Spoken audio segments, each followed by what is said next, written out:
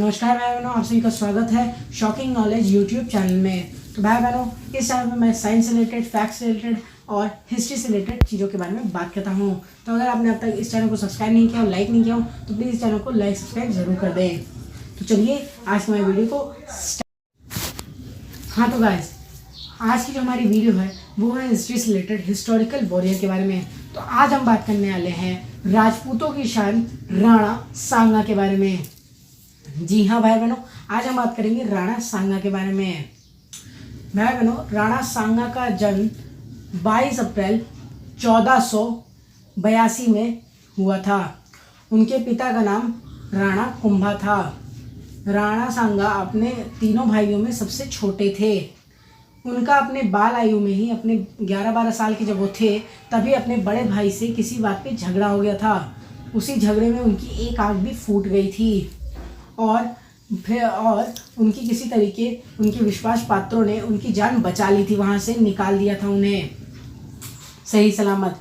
और उन्होंने फिर मेवाड़ राज छोड़ दिया था। बाद में कुछ वर्षों बाद जब उनके दोनों ही बड़े भाइयों की मृत्यु हो गई और तब उनके पिता का एक उन्हें खत मिलता है और उस खत में उनके पिता का यह कहना था कि अब मेरी भी जल्द ही मृत्यु होने वाली है, इसीलिए तुम वापस मेवाड़ आ जाओ।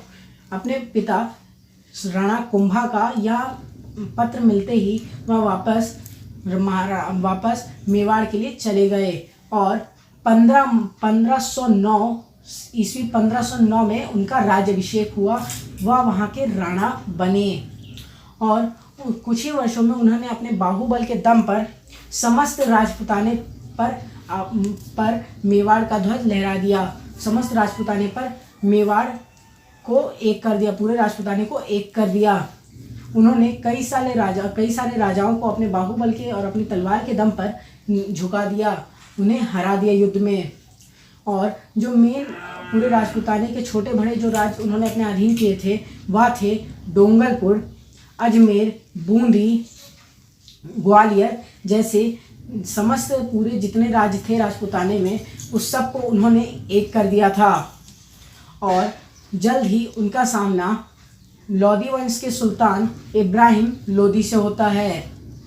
उससे उनका सामना सन 1517 में उनका सामना इब्राहिम लोदी से होता है, जो उस समय दिल्ली का शासक था। इब्राहिम लोदी को लगता था कि मैं राणा सांगा को आसानी से हरा दूंगा, पर वो बिल्कुल ही गलत निकलता है। जब सन 1517 में उसकी राणा सांगा से युद्ध होता है तो उसकी बुरी तरीके से इब्राहिम लोदी की बुरी तरीके से हार हो जाती है उस युद्ध में और राणा सांगा बहुत ही आसानी से अपनी समस्त सेना पूरे राजपूताने, क्योंकि उन्होंने एक कर दिया था इसलिए उनके पास बहुत ही विशाल सेना होने के कारण वह युद्ध बड़ी ही आसानी से जीत जाते हैं और इब्राहिम लोदी को अपनी बची कुची सेना के साथ वापस भागना पड़ता है। फिर कुछ वर्षों बाद सन 1526 में बाबर ने इब्राहिम लोदी के ऊपर आक्रमण कर देता है और दिल्ली को अपने अधीन कर लेता है और अब दिल्ली पे मुगल शासन का दौर चालू हो जाता है। और उसके कुछ ही वर्षों बाद बाबर के सामने सबसे बड़ा उस समय का शक्तिशाली राज राजपूताना रहता है, जिसपे उस समय राणा सांगा का राज रहता है। वहाँ के राणा रहते हैं। तो बाबर वहाँ चाहता है कि मैं पूरे राजपूताने को अपने अधीन कर लूँ, इसलिए सबसे पहले वह राजपूताने का जो स्टार्टिंग पॉइंट था, जो दिल्ली से जो मेन स्टार्टिंग पॉइंट था राजपूताने का, वो स्टार्टिंग पॉइंट था भयाना को बाबर अपने अधीन कर लेता है। और जैसे ही इस बात की खबर राणा सांगा को मिलती है, वह अपनी सेना के साथ जाकर भयाना को वापस मुगलों से मुक्त करा देते हैं और वापस बयाना को राजपूतों के शासन में ले लेते हैं।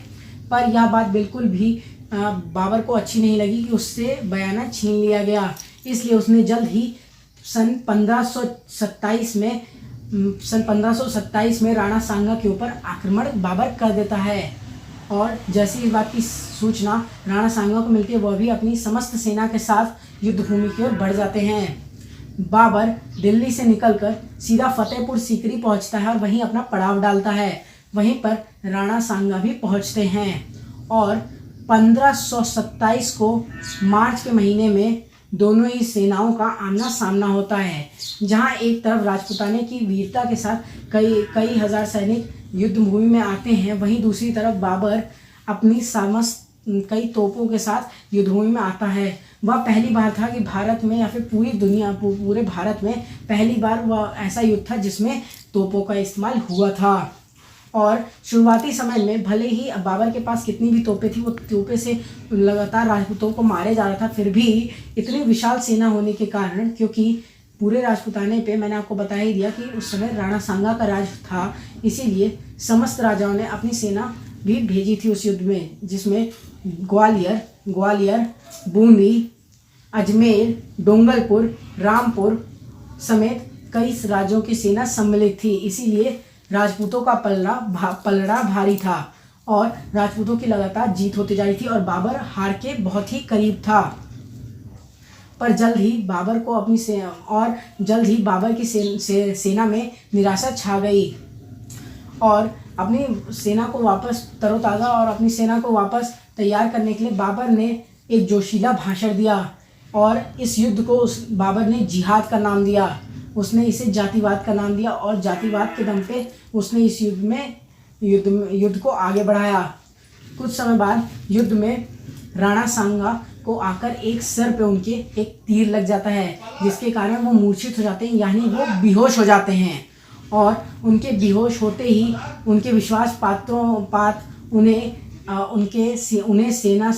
युद्ध भूमि से दूर ले जाते हैं और उनका इलाज करने लगते हैं। उसी समय जब ये सूचना बाबर को मिलती है कि अब राणा सांगा युद्ध भूमि में नहीं है, उसी समय बाबर अपना हिफाजत दस्ता, जो उसकी सबसे मुख्य टुकड़ी थी सेना की, उसका नाम हिफाजत दस्ता था, बाबर के हिफाजत दस्ता, उससे वो आगे कर देता है, उसे युद्ध भूमि में वो भेज देता है।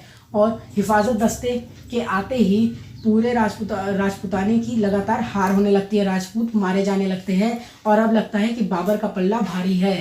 पर जल्द ही राणा सांगा को वापस होश आ जाता है और जब उन्हें यह सूचना मिलती है कि उन्हें युद्ध भूमि से दूर ले जाया गया है, तो उन्हें बहुत ही दुख होता है और वो अपने समस्त जो वहाँ पे उनके साथ राजपूत लोग थे, उन्हें बहुत ही उनके ऊपर क्रोधित होते हैं कि उन्हें क्यों युद्ध भूमि से दूर ले गया। उनका यह कहना था कि मैं हार के वापस चित्तौड़ नहीं जाऊंगा और इसीलिए वह अपनी वापस जो जितनी बची कुची सेना थी उन्हें युद्ध के लिए तैयार होने का आदेश देते हैं। परंतु उसी समय उनके कुछ धोखेबाज राजपूतों के द्वारा उन्हें औषधि के नाम पे जहर दे दिया जाता है, जिसके कारण सिर्फ 46 वर्ष की उम्र में राणा सांगा की मृत्यु हो जाती है और बाबर पूरे भारत पे शासन उसका हो जाता है अब। और इसी के साथ साथ पूरे राजपूताने के राज अब अलग अलग हो जाते हैं, छितर बितर हो जाते हैं। कुछ बाबर के पास चले जाते हैं और कुछ अपने राज्य में, जैसे गोंढाना, जैसे ग्वालियर और डोंगरपुर, रामपुर, सब अपने अपने हिसाब से अपने राज्य को चलाने लगते हैं। जैसे मैंने आपको अपनी पहली वीडियो में महाराणा प्रताप के बारे में तो बताया ही है, तो मैं आपको इस महाराणा प्रताप के समय का मैप दिखाता हूँ कि भारत देश का उस समय मेवाड़ कैसा था। इस फोटो में आप जो येलो पार्ट देख रहे हैं वो पूरा राजपूताना है और उस येलो पार्ट में जो सिर्फ ब्लू पार्ट है वो है मेवाड़ राज। जी हाँ भाई बहनों, मेवाड़ राज महाराणा प्रताप के समय में बहुत ही छोटा हो चुका था और उससे कुछ वर्ष पहले ही, यानी मुश्किल से 100 वर्ष पहले आप देख सकते हैं राणा सांगा के समय में जो मेवाड़ राज था उसकी मैं आपको इमेज ये दिखाता हूँ। और इस इमेज में देखिए जो पूरा येलो पार्ट है वो पूरा राजपूताना इस समय राणा सांगा के अधीन था, पूरा समस्त राजपूताना एक था। तो आप हिसाब से हिसाब लगा ही सकते हैं कि अगर उन धोखेबाज राजपूतों ने राणा सांगा को जहर नहीं दिया होता तो आज शायद भारत का नक्शा कुछ और होता और शायद कभी भी मुगल सत्ता भारत देश पर कभी भी राज कर ही नहीं पाती।